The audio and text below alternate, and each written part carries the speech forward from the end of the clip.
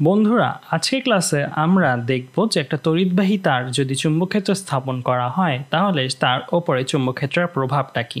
তো এই জিনিসটা দেখার আগে আমাদের একটা ছোট কনসেপ্ট শিখে যেতে হবে, সেটা হচ্ছে তারণ বেগ বা সঞ্চারণ বেগ, যেটাকে আমরা ভিডি দিয়ে প্রকাশ করে থাকি। কেননা এটার ইংলিশটা হচ্ছে ড্রিফট ভেলোসিটি।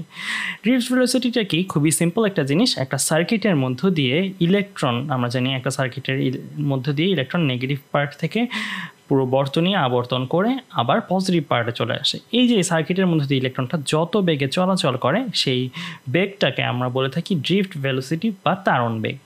সো এই ভিডি বের করার একটা ফর্মুলা আমরা দেখব। এই ভিডি এর একটা তড়িৎ প্রবাহের সাথে সম্পর্ক আমরা আলোচনা করব। তো সেজন্য আমরা একটা তার নিলাম, একটা সার্কিটের অংশ বিশেষ তার, যেটার মধ্যে দিয়ে আসলে ইলেকট্রন ফ্লো হচ্ছে একটা সুনির্দিষ্ট দিকে, নেগেটিভ পার্ট থেকে পজিটিভ পার্টের দিকে। তো আমরা ধরে নিই কয়েকটা জিনিস, যে যেই তারটা নিলাম সেই তার মধ্যে এটা যেহেতু সার্কিটের অংশ, এই তারের একটা প্রস্থচ্ছেদের ক্ষেত্রফল থাকবে। এই প্রস্থচ্ছেদের ক্ষেত্রফলটা হচ্ছে এ দিয়ে প্রকাশ করা হয়েছে। তো আমরা এই তারটার মধ্য দিয়ে তড়িৎ প্রবাহ ধরো বাম থেকে ডান দিকে আমার যাচ্ছে। সো বাম থেকে ডান দিকে যে প্রবাহটা যাচ্ছে সেটাকে আমরা প্রকাশ করছি কি দ্বারা? আই দ্বারা। তো আমরা তড়িৎ প্রবাহ যদি বাম থেকে ডানে যায় তাহলে আমরা বলতে পারি আমাদের যে ইলেকট্রনের প্রবাহ সেটা কোন দিকে যাবে? সেটা অবশ্যই অপোজিট দিকে, দ্যাট মিনস ডান থেকে বাম দিকে যাবে, রাইট?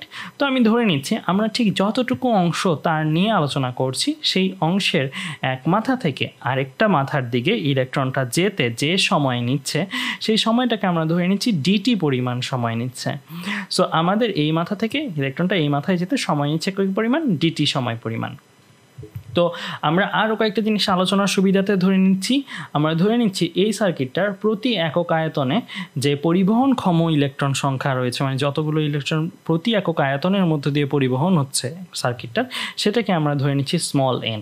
অর্থাৎ 1 মিটার কিউব আয়তনের মধ্য দিয়ে যতগুলো ইলেকট্রন পরিবহন হচ্ছে সেটাকে আমরা ধরে নিচ্ছি স্মল এন। ইলেকট্রনের চার্জের ভ্যালু, এটাকে আমরা ই ধরে নিচ্ছি, যেটার ভ্যালুটা আমাদের মুখস্থ 1.6 × 10⁻⁹ কুলম। ইলেকট্রনের চার্জটা হচ্ছে কত? -1.6 × 10⁻⁹ কুলম। আর ই যেটা, এটা হচ্ছে চার্জের মানটা হচ্ছে মাইনাস ছাড়া শুধু ভ্যালু, মানে 1.6 × 10⁻⁹ কুলম। তো ইলেকট্রনের সঞ্চারণ বেগ মানে তারণ বেগটা আর কি, এটাকে ধরে নিচ্ছি ভিডি। এটাই আমরা বের করব সম্পর্ক দিয়ে। তো আমরা এই কয়েকটা জিনিস যদি ধরে নিই তাহলে আমরা বলেছি এই ইলেকট্রনটা এখান থেকে এইখানে যেতে তার সময় লাগে কত? ডিটি পরিমাণ সময় লাগে। খুবই ক্ষুদ্রাতি ক্ষুদ্র সময় সে যদি যায়, তাহলে এই ক্ষুদ্রাতি ক্ষুদ্র যে তারের অংশটা নিচ্ছি সেই তারের দৈর্ঘ্যটা কতটুকু হবে, মানে এই তারের দৈর্ঘ্যটা কতটুকু হবে খুবই সিম্পলি আমরা বের করতে পারি। কিন্তু কিভাবে? আমাদের জানি ইলেকট্রন যদি সঞ্চারণ বেগে যায়, সঞ্চারণ বেগ এগুলো আসলে কি একটা সমবেগ, মানে এমন না যে ইলেকট্রন প্রথম একটু বেশি যাবে পরে একটু আসতে যাবে। আমরা ধরে নিই সঞ্চারণ বেগটা একটা সমবেগে সে ট্রাভেল করছে এই জায়গা থেকে এই জায়গায়। তো সমবেগে সে যদি ট্রাভেল করে তাহলে বেগকে যদি আমরা সময় দিয়ে গুণ দিই, এখান থেকে এখানে যেতে সময় আর এখান থেকে এখানে যাওয়ার সময় যে বেগ, এই দুইটা গুণ করলে কী পেয়ে যাবো? এইখান থেকে এখানের দূরত্ব পেয়ে যাব। আর এই দূরত্বটাই হচ্ছে আমাদের নেওয়া খণ্ডিতাংশ তারের দৈর্ঘ্য, যেটা হচ্ছে কত? ভিডি ইন্টু ডিটি। সো ভিডি কিন্তু একটা রাশি আর ডিটি আরেকটা রাশি, বেগ ইন্টু সময়। তো এই অংশ তারের আয়তনটা যদি আমি বের করতে চাই, এই অংশ তারের আয়তন, আমরা তো এই অংশ তারের দৈর্ঘ্য দেখলাম, প্রস্থচ্ছেদের ক্ষেত্রফল দেখলাম, আমরা আয়তনটা কীভাবে বের করতে পারি? দৈর্ঘ্যের সাথে যদি আমি এই প্রস্থচ্ছেদের ক্ষেত্রফলটা গুণ দিয়ে দিই তাহলেই কি আমি আয়তনটা পেয়ে যাব। সো আয়তনটা কি দাঁড়াচ্ছে? দৈর্ঘ্য ইন্টু প্রস্থচ্ছেদের ক্ষেত্রফল। সো দৈর্ঘ্যটা বসালাম ভিডি ইন্টু ডিটি, আর প্রস্থচ্ছেদের ক্ষেত্রফল দিলাম আরেকটা এ, তার মানে এ ভিডি ডিটি। এটা হচ্ছে আমাদের যে অংশ তারটা নিয়ে আমরা আলোচনা করছি সেই অংশ তারের আয়তন। সো এই অংশ তারের মধ্য দিয়ে তাহলে তোমরাই বলো কত সংখ্যক ইলেকট্রন গমন করবে, কত সংখ্যক ইলেকট্রন চলাচল করবে। আমরা বলেছি একক আয়তনে যে ইলেকট্রন চলাচল করে সেটা যদি স্মল এন হয়, অর্থাৎ 1 মিটার কিউবে স্মল এন পরিমাণ ইলেকট্রন চলাচল করলে এ ভিডি ডিটি, এটা তো আয়তন, রাইট? সো এত আয়তনে কতটুকু ইলেকট্রন গমন করবে? জাস্ট ঐকিক নিয়ম করো। সো এতটুকু আয়তনের মধ্য দিয়ে অতিক্রান্ত ইলেকট্রন সংখ্যা হবে জাস্ট ঐকিক নিয়ম, অর্থাৎ 1 মিটার কিউবে ইলেকট্রন গমন করে 1 মিটার কিউবে ইলেকট্রন গমন করে এন সংখ্যক, তাহলে এত মিটার কিউবে ইলেকট্রন গমন করবে এন ইন্টু এত সংখ্যক। সো এন ইন্টু এ ভিডি ডিটি। তাহলে আমরা কিন্তু পেয়ে গেলাম যে এই তারের মধ্য দিয়ে, এই অংশের তারের মধ্য দিয়ে কত সংখ্যক ইলেকট্রন গমন করে। সো আমরা ডিটি সময়ে প্রবাহিত চার্জের মান। এখন আমরা আসছি চার্জের মান। তখন আমরা ছিলাম এই অংশের তারের মধ্য দিয়ে প্রবাহিত ডিটি সময়ে প্রবাহিত ইলেকট্রন সংখ্যা নিয়ে, রাইট? এখন আমরা আসছি ডিটি সময়ে প্রবাহিত চার্জের মান নিয়ে। এখানে তো এটা তো ইলেকট্রন সংখ্যা, রাইট? অ্যামাউন্ট একটা।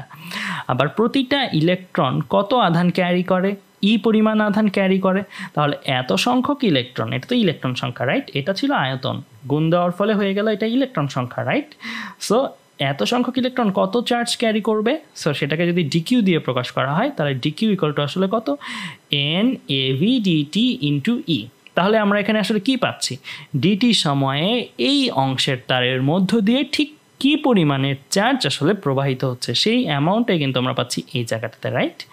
তো আমরা যদি তড়িৎ প্রবাহ মাপতে চাই, তড়িৎ প্রবাহের একটা ফর্মুলা আমরা জানি, I ইকুয়াল টু Q/T। তো আমাদের এখানে কিউটা আসলে ডিকিউ আর সময়টা আসলে ডিটি। তাহলে I ইকুয়াল টু dQ/dt। কেন dQ/dt বলছি? কারণ আমরা ক্ষুদ্র পুরোটা সার্কিট নিয়ে কাজ করে ছোট্ট একটা অংশ নিয়ে কাজ করছি। সো ছোট্ট একটা অংশ নিয়ে আমরা প্রবাহ মাপার কাজটা করছি, পুরোটা সার্কিটের সেম প্রবাহ ফ্লো হবে।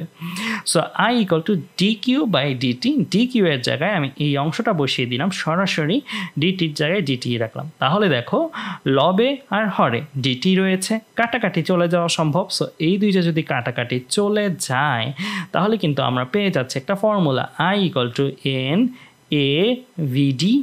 ডিটি তো কাটাকাটি চলে গিয়েছে।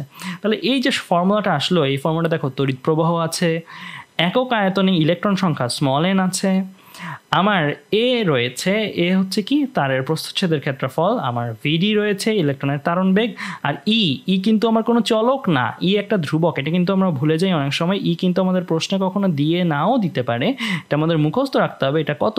1.6 × 10⁻19 কুলম। অনেকেই ভুল করে, মাইনাস সহ বসায় না, এটা মাইনাস সহ বসানো যাবে না, এটা জাস্ট ভ্যালু, শুধু 1.6 × 10⁻19 বসাবে তোমরা। তাহলে দেখো এখানে বেসিক্যালি NA বলে দিলেই তুমি ভিডি বের করে ফেলতে পারো, আবার NAVD বলে দিলেই তুমি EI বের করে ফেলতে পারো। তার মানে এটা প্রবাহর সাথে তারণ বেগের একটা সম্পর্ক সূচক সূত্র। এই সূত্রটা কিন্তু আমরা কাজে লাগাবো জাস্ট একটু পরের আলোচনাগুলোতে। তো যাই হোক, আমরা এখন আমাদের মেইন আলোচনায় চলে আসি। আমরা অলরেডি চুম্বক আর চুম্বকক্ষেত্র নিয়ে আলোচনা করেছি। আমরা অলরেডি একটা গতিশীল আধান যদি চুম্বকক্ষেত্রের মধ্য দিয়ে যায় তাহলে সে একটা বল পায়, সেই বলগুলো নিয়ে ডিটেলসে আলোচনা করেছি। এখন আমরা আমাদের এর পরের পার্টটা, অর্থাৎ একটা চুম্বকক্ষেত্রের মধ্য দিয়ে যদি একটা তড়িৎবাহী তার পাঠানো হয় তাহলে সে কি লাভ করবে সেটা নিয়ে আলোচনা করব। তাহলে এখানে দেখতে পাচ্ছ একটা সার্কিট রয়েছে, এই সার্কিটের মধ্য দিয়ে তড়িৎ প্রবাহ হচ্ছে এই দিক বরাবর, রাইট? আচ্ছা, তো এই দিক বরাবর প্রবাহিত হলে আমাদের এই জায়গাটার মধ্যে যদি আমরা একটা চুম্বক ক্ষেত্র, একটা তারের অংশ বিশেষে আমরা একটা চুম্বক ক্ষেত্র নিয়ে প্রয়োগ করি, তাহলে এই অংশটার মধ্য দিয়ে এতটুকু তার, এখানে আমরা ক্লিপ বসিয়ে দিলাম, এতটুকু তার আসলে চুম্বক ক্ষেত্রের মধ্য দিয়ে পড়েছে, অন্তর্মুখী চুম্বক ক্ষেত্রের মধ্যে। তাহলে এই তারটা কি লাভ করবে? এই তারটা যদি আমরা একটু এক্সপেরিমেন্টালি দেখি কি করে, দেখো এইরকম একটা ঘটনা ঘটবে। এই ঘটনাটা কি ঘটলো? আমার জিনিসটা ছিল এরকম, জিনিসটা এরকম থেকে কি হয়ে গেল, এরকম থেকে এই একটু বাঁকা হয়ে গেছে। তার মানে অবশ্যই এটাকে ওপরের দিকে চুম্বক একটা বল দিয়েছে। তার মানে তড়িৎবাহী তারের ওপরেও চুম্বক আধানের মতনই বল দিয়ে থাকে। সো এই বলটা দেওয়ার রিজনটা কি সেটাও কিন্তু আমরা বলতে পারি, কারণ এই তারও একটা তড়িৎবাহী তার, যেহেতু আধান গতিশীল হচ্ছে, সো এর ভেতর দিয়ে এই তড়িৎবাহী তারও কিন্তু একটা চুম্বক ক্ষেত্র তৈরি করে।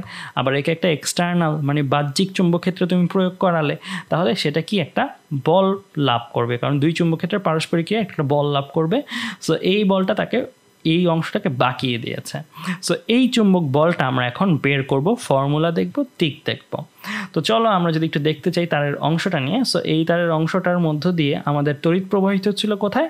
তড়িৎ প্রবাহিত হচ্ছিল বাম থেকে ডান দিকে, রাইট? সো বাম থেকে ডান দিকে তড়িৎ প্রবাহ ছিল। আমরা তড়িৎ প্রবাহকে কীভাবে বলতে পারি? আমরা বলতে পারি না যে পজিটিভ চার্জ থেকে আমাদের ধনাত্মক আধান নেগেটিভ চার্জের দিকে যাচ্ছে, অথবা ভাইস ভার্সা, এভাবে বলতে পারি নেগেটিভ চার্জ থেকে ইলেকট্রন পজিটিভ চার্জের দিকে যাচ্ছে।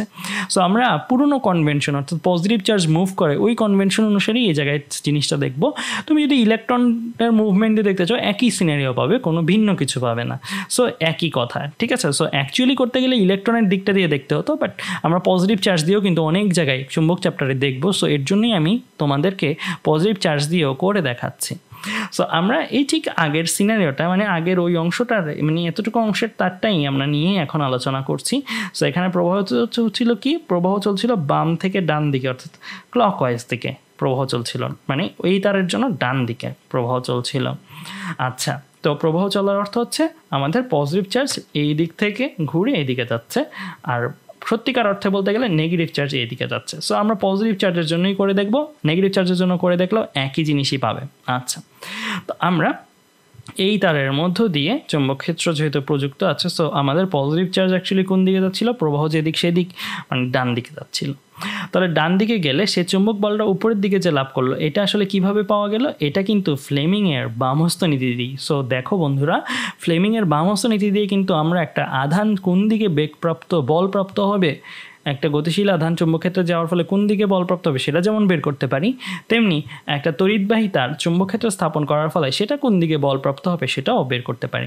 সো আধানটা যদি আমার ডান দিকে যায় তাহলে বলটা সে কোন দিকে পাচ্ছে, উপরের দিকে। কেন? কারণ চুম্বকক্ষেত্রটা আছে কোন দিকে, ভেতরের দিকে। সো তুমি যদি ফ্লেমিংয়ের বামহস্ত নীতি অনুসারে হাতটা স্থাপন করো তাহলেই কিন্তু তুমি দেখতে পাবে ওপরের দিকে আসলে বলের দিক মানে বৃদ্ধাঙ্গুলের দিকটা আসছে। তুমি ডান দিক বরাবর স্থাপন করবে কাকে, মধ্যমাকে, ভেতরের দিক অর্থাৎ এটার ভেতরের দিক বরাবর স্থাপন করবে কাকে, তর্জনীকে, তাহলে ওপরের দিকে দেখবে বৃদ্ধাঙ্গুলটা অবস্থান করছে।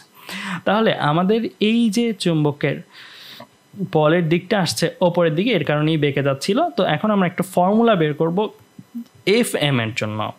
এফ এম বের করার জন্য একটা ফর্মুলা বের করবো। এই এফ এমটা কি, এটা হচ্ছে তড়িৎবাহী তারের ওপরে চুম্বকের যে বল সেই ফর্মুলা।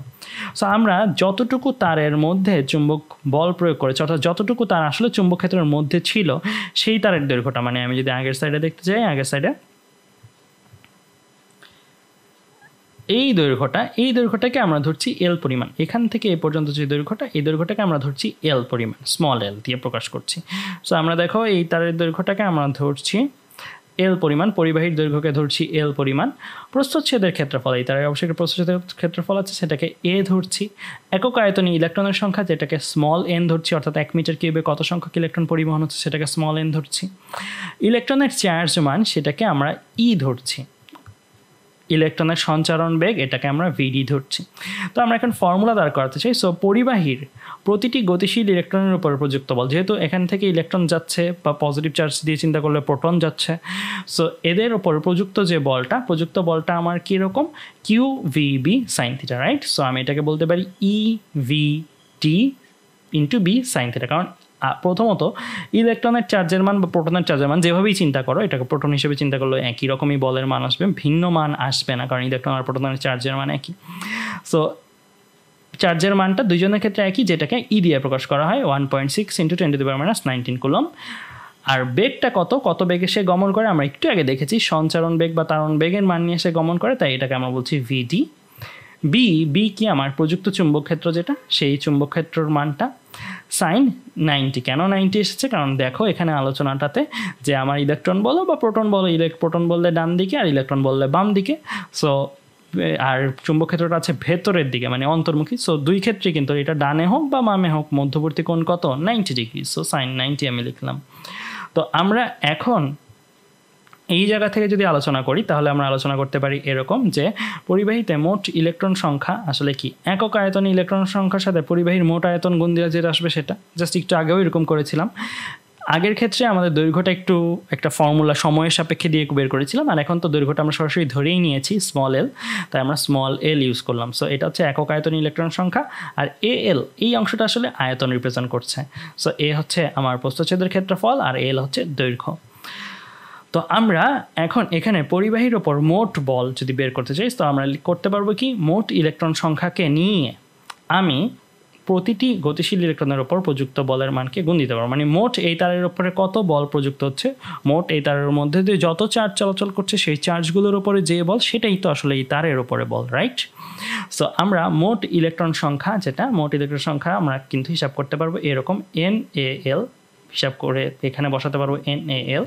আর প্রতিটার উপরে ইলেকট্রনের যে বল সেটা আমরা অলরেডি দেখেছিলাম একটু আগের স্লাইডে, EVB sin 90, রাইট? sin 91 হয়ে যাচ্ছে, তাই ওইটা লিখছি না, তাই জিনিসটা দাঁড়াচ্ছে এরকম, রাইট? NaL FM, FM এর জায়গায় EVB sin 90 মানে শুধু EVB। সো EVB মানে VDB। সো শুধু V বলে থাকি কিন্তু মাঝে মাঝে তারণ বেগকে, আর ক্লিয়ারলি বলতে গেলে VD লিখব। তো আমরা এই জায়গাটা থেকে I = NaVe অথবা NaVDE, VD লিখি বা V লিখি, যাই লিখি, তো আমরা এই সম্পর্কটা যদি উপরের এই রেড কালারের অংশটার মধ্যে বসাতে চাই, তাহলে দেখো এখানে N আছে, A আছে, VDও আছে, Eও আছে। তার মানে L আর B বাদে বাকি যে অংশগুলো রয়েছে N, A, E আর VD, সো এইগুলোকে সরিয়ে আমরা কি I বসিয়ে দিতে পারি না? দেখো বন্ধুরা, আমি কি কাজটা করলাম, আমি F এর জায়গায় অর্থাৎ তারের ওপরে যে বল সেটার জায়গায় এই জায়গাটার মধ্যে N, A, E আর VD উঠিয়ে I বসিয়ে দিলাম। কেননা আমরা অলরেডি জানি I = আসলে NaVe বা NaVDE যেটাই বলি। সো F = তাহলে আসছে কি ILB, অর্থাৎ এই যে পরিবাহী তার রয়েছে এই তারের উপরে কত চুম্বক বল আসলে আসছে, চুম্বক বলের মানটা হচ্ছে ILB পরিমাণ। সো I হচ্ছে তড়িৎ প্রবাহের মান তারটার মধ্য দিয়ে, L কি, L হচ্ছে আমার পরিবাহী তারের যেই অংশটা আমার চুম্বকক্ষেত্রের মধ্যে রয়েছে, যতটুকু অংশ আমার চুম্বকক্ষেত্রের মধ্যে রয়েছে ততটুকু অংশের দৈর্ঘ্য, আর B মানে কি, B হচ্ছে যেই চুম্বকক্ষেত্রটা তারের মধ্য দিয়ে গমন করছে সেই অংশটার মান। তাহলে আমরা এই ফর্মুলাটা কিন্তু এরকম দেখতে পারি। তো এখন আমরা যদি জাস্ট একটু আগের অংশটা দেখি, আগে কি ছিল, I মানে তারটা ছিল এটা আর চুম্বকক্ষেত্র ছিল ভেতরের দিকে। সো চুম্বকক্ষেত্রটাকে আমরা যদি একটু ঘুরিয়ে দেখি তাহলে জিনিসটা এরকম, রাইট? সো আমাদের লম্বভাবে ছিল, যে আধান যেদিকে যাচ্ছিল তার সাথে লম্বভাবে বিটা ছিল, ভেতরের দিকটাই আমি একটু ঘুরিয়ে দেখাচ্ছি এখন। তো এখন এইটার জন্য যত আমাদের বলের ভ্যালুটা কি, F = ILB পরিমাণ, তাই তো?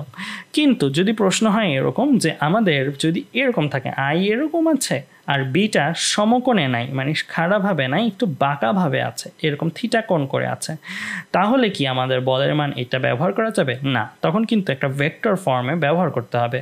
কিভাবে ভেক্টর ফর্মে আমরা ব্যবহার করতে পারি? এটা কিন্তু খুবই সিম্পল। কেন? কারণ এখানে দেখো F যে এটা একটা ভেক্টর রাশি, আমাদের I এটা কি ভেক্টর রাশি? একটু চিন্তা করে দেখো, তড়িৎ প্রবাহ মনে হতে পারে তড়িৎ প্রবাহ একটা দিক আছে, বাট তড়িৎ প্রবাহ কিন্তু কোনো ভেক্টর রাশি না, এটা একটা স্কেলার রাশি। কেন? কারণ I = Q/T, Q একটা স্কেলার, তাই না? আধানের মান একটা স্কেলার, আবার T সময় একটা স্কেলার। সো তাহলে I কিভাবে ভেক্টর হবে? I তো দুইটা স্কেলারের ভাগ থেকে আসে। সো I কিভাবে ভেক্টর হবে? I ভেক্টর হতে পারবে না। সো আমাদের I কিন্তু একটা ভেক্টর রাশি না, স্কেলার রাশি। L কিন্তু একটা দৈর্ঘ্য বা একটা দিক রয়েছে, সো সেটার আমার কি রাশি? L অবশ্যই ভেক্টর রাশি। অনেকেই প্যাচ লাগিয়ে ফেলে দূরত্ব স্কেলার বাট দৈর্ঘ্য কিন্তু ভেক্টর, এটা মাথায় রাখবে। সো L হচ্ছে তারের দৈর্ঘ্য, সো এটা আমার কি, এটা আমার একটা ভেক্টর রাশি। B চুম্বকক্ষেত্রের একটা ভেক্টর রাশি। তাহলে দেখো আমরা একটা ভেক্টর রাশিকে পেতে চাই দুইটা ভেক্টর রাশি গুণ করে, তাহলে অবশ্যই গুণটা কি ফরম্যাটের হবে? আমরা জানি তাদের যদি ডট গুণ দেওয়া হয় তাহলে তো আমার স্কেলার আসবে, রাইট? গুণফলটা স্কেলার, মানে এটা স্কেলার আসা উচিত ছিল, বাট গুণফলটা আমার কি আসছে? গুণফলটা ভেক্টর আসছে, তাহলে গুণটা অবশ্যই ক্রস গুণফল হতে হবে। তাহলে F ভেক্টর = কি, I × L vector cross B vector. তাহলে এখানে অনেকেরই একটা প্রশ্ন হতে পারে, L যদি ভেক্টর হয়ে থাকে তার এর দৈর্ঘ্য এটার দিকটা কোন দিকে? জিনিসটা একটু মজার। আমরা বলছিলাম যে I এর কোনো দিক নাই, বাট I নিজের কোনো দিক নাই, বাট সে অন্যের দিক নির্ধারণে সাহায্য করে। L এর দিক নির্ধারণে সে প্যাসিভলি সাহায্য করে। যদি প্রবাহের দিক হয় ডান দিকে তাহলে আমরা বলবো L এর দিক ডান দিকে, যদি প্রবাহের দিক হয় বাম দিকে আমরা বলবো L এর দিক বাম দিকে।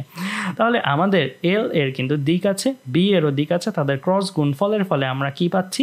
চৌম্বক বল ভেক্টর রূপে পাচ্ছি। তখন আমরা এই যে এটার উপরে বল যদি বের করতে চাই মান আর দিক সহ, এটাতে তো শুধু মান আসছিল উপরের ফর্মুলাটাতে, নিচেরটাতে যদি আমরা মান আর দিক সহ বের করছি তাহলে আমরা এই ফর্মুলাটা ইউজ করব।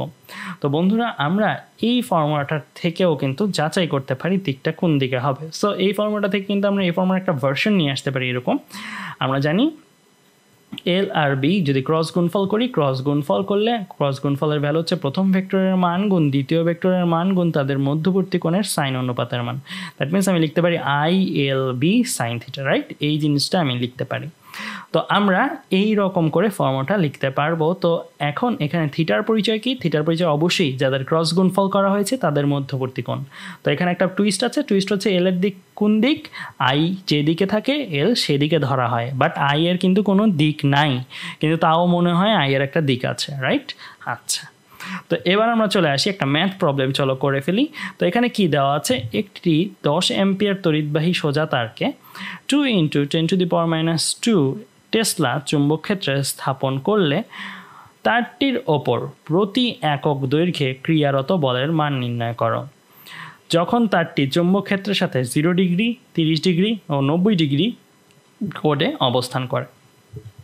তো আমাদের এই ক্ষেত্রে যদি কাজ করতে হয় তাহলে এখানে খেয়াল করে দেখো বন্ধুরা, এটা দেওয়া আছে কি আই এর ভ্যালু, এটা দেওয়া আছে বি এর ভ্যালু, আমাদের প্রতি একক দৈর্ঘ্য দ্যাট মিনস এল = 1 মিটার দেওয়া আছে, তারের থিটার যে ভ্যালুটা চুম্বক ক্ষেত্রের সাথে এল তড়িৎ প্রবাহের দিক দ্যাট মিনস চুম্বক ক্ষেত্রের সাথে তারের দৈর্ঘ্যের দিক সেটা কত, থিটার ভ্যালু একবার 0, একবার 30, একবার 90 বসিয়ে কাজ করতে হবে। সো আমরা খুব ইজিলি এই জিনিসগুলো করে ফেলতে পারি। তো জিনিসগুলো একটু লিখে ফেলি, যেগুলো কমন জিনিস দেওয়া আছে, তড়িৎ প্রবাহ, চুম্বক ক্ষেত্র, তারের দৈর্ঘ্য। সো আমাদের চুম্বক বল লাগবে। সো প্রথম ক্ষেত্রটা কি, যখন মধ্যবর্তী কোণ 0 ডিগ্রি থাকে, অর্থাৎ আমাদের জিনিসটা যখন এরকম থাকে, তড়িৎ প্রবাহের দিকেই যখন আমার চুম্বক ক্ষেত্রটা স্থাপিত থাকে, তখন আমরা অ্যাকচুয়ালি কী করতে পারবো যে থিটার জায়গায় 0 ডিগ্রি বসিয়ে দিলে সাইন 0 = 0। সো আমাদের প্রথম ক্ষেত্রে আসলে কোনো চুম্বক বলই তারটা লাভ করবে না। কেন? চুম্বক ক্ষেত্রটা তারের প্রবাহের দিক বরাবরই স্থাপিত রয়েছে। এবার সে দ্বিতীয় ক্ষেত্রটাতে আমাদের তড়িৎ প্রবাহের সাথে কত ডিগ্রি কোণে রয়েছে, তড়িৎ প্রবাহটার সাথে আমাদের 30 ডিগ্রি কোণে রয়েছে, মানে জিনিসটা এরকম, রাইট? সো এখানে এই মধ্যবর্তী কোণটা কত, মধ্যবর্তী কোণটা আমাদের 30।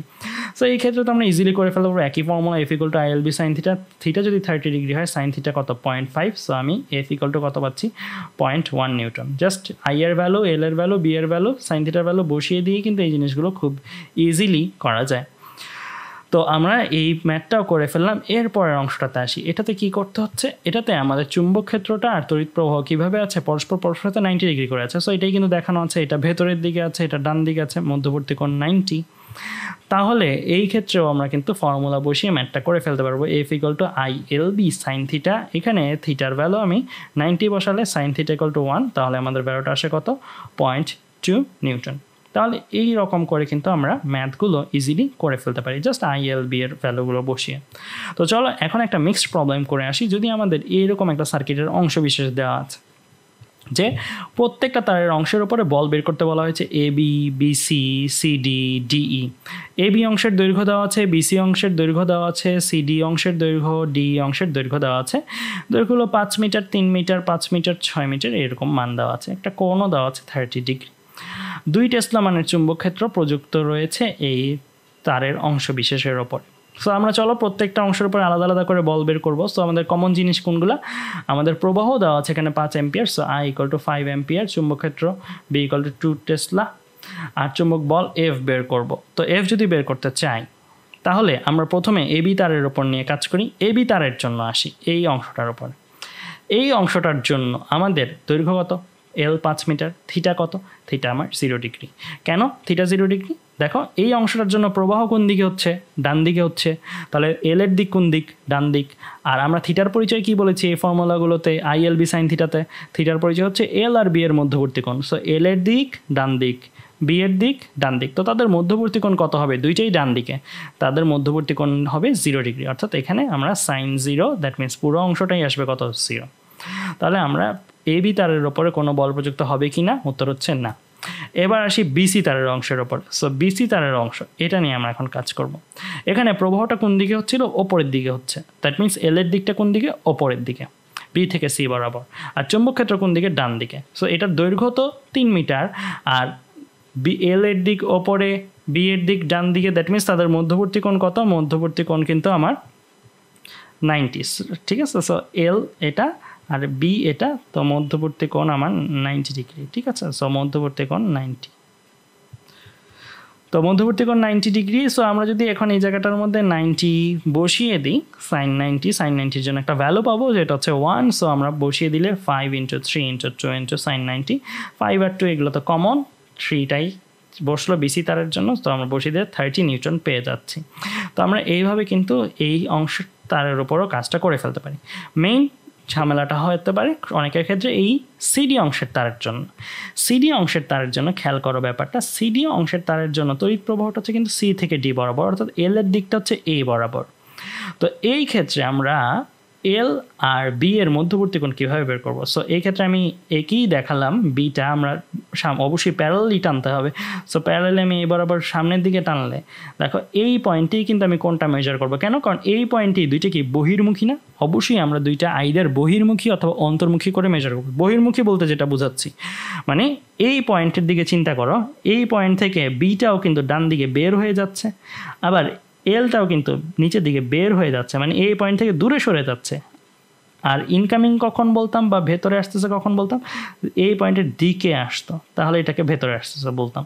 তাহলে আমাদের টার্গেট হবে যে এই পয়েন্টে অ্যাকচুয়ালি কোণ বের করতে চাচ্ছি দুইটা ভেক্টর রাশি, সেই পয়েন্টে দুইটা ভেক্টর রাশিকে আগে বাইরের দিকে বের করে দিব। এটা আমাদের কাজ হবে, দুইটাকে ভেক্টর রাশিকে আগে বাইরের মুখে বের করে দিব। সো বাইরের মুখে বের করে দিলাম। সো বাইরের মুখে বের করে দেওয়ার পরে তারপরে তাদের মধ্যবর্তী কোণ আমি নিব।